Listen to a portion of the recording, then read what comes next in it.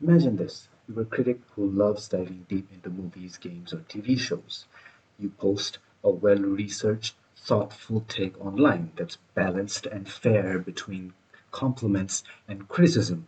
But then you get a comment like this: why do you hate fun?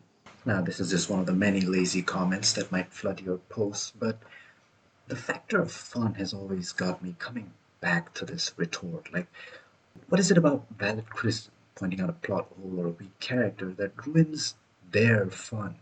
Beloved media has always had its flaws, and there's never been anything wrong about pointing them out. Which begs the question, why even become so defensive about it in the first place? Why does valid criticism bother you if you had fun with it regardless?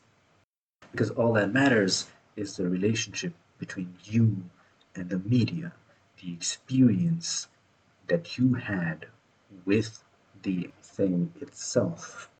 Defensiveness towards the outward view or perspective of their beloved franchise is the crux here. And sure, trying to maintain a good, positive perspective over what you love is great, but that doesn't really apply to valid criticism. Valid criticism helps an artist grow.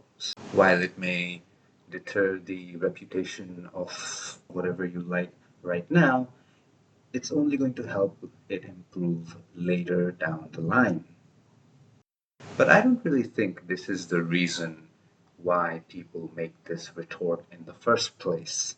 Because if you're trying to argue against whatever valid criticism that is levied towards this piece of media, you would argue with similar logic.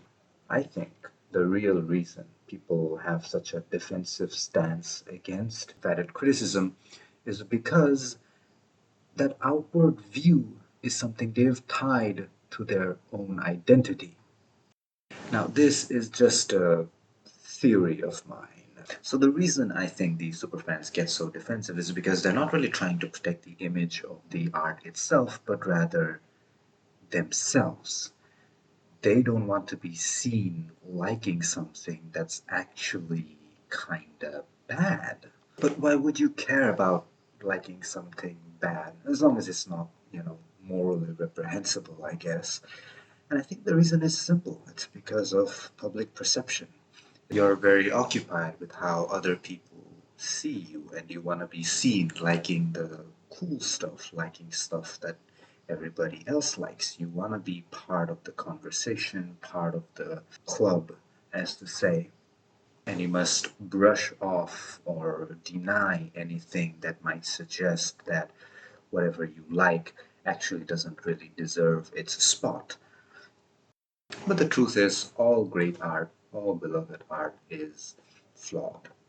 There's something wrong with everything.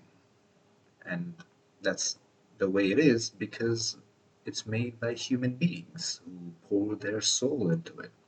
And that's kind of the appealing part of it as well sometimes. There's nothing really wrong with liking something that's flawed.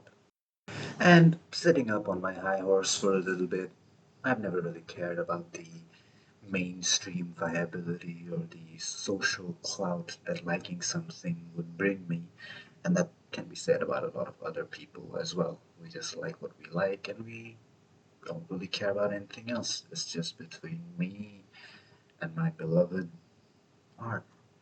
And I think that it's a little bit kind of cruel and maybe even impure to like something based on how much clout it might bring you rather than liking it for what it is and what it means to you. I think that's the true purpose of art, to be a mirror to your soul, to help you find yourself or just find anything worth meaning in the creation of others.